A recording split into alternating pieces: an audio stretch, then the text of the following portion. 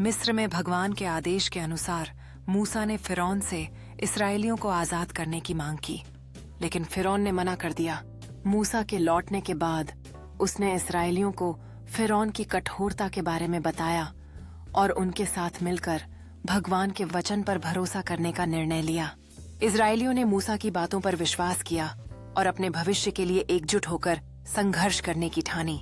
मूसा ने भगवान से प्रार्थना की कि वह उनकी मदद करें और इस्राएलियों को मुसीबतों से बचाने के लिए एक चमत्कार दिखाएं।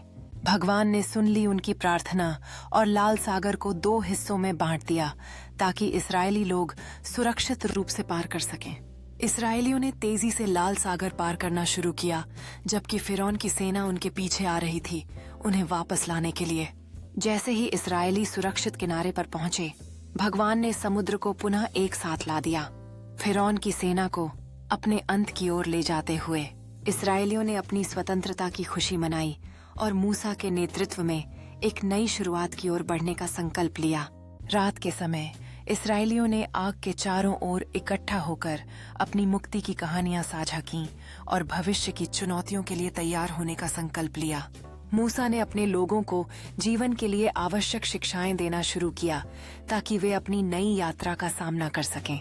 इस्राएली लोग रेगिस्तान के कठिन मार्ग से गुजर रहे थे, प्रत्येक कदम के साथ चुनौतियों का सामना करते हुए, लेकिन उम्मीद की एक नई किरण उनके साथ थी। अचानक आसमान में काले बादल छा गए, जिससे इस्राएलियों के चेहरों पर चिंता की लकीरें उभर आईं। लेकिन मूसा ने विश्वास और साहस के साथ अपने हाथों में जांग उठाई। मूसा की अगुवाई में इस्राएली लोग चमत्कारी मार्ग पर आगे बढ़ने लगे और उन्होंने ईश्वर की शक्ति का अनुभव किया।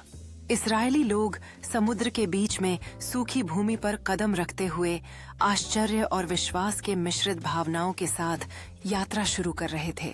फिरौन की सेना जो सूखी जमीन पर तेजी से बढ़ रही थी, अपने चेहरे पर आत्मविश्वास के साथ आगे बढ़ रही थी, लेकिन उन्हें पता नहीं था कि क्या होने वाला है।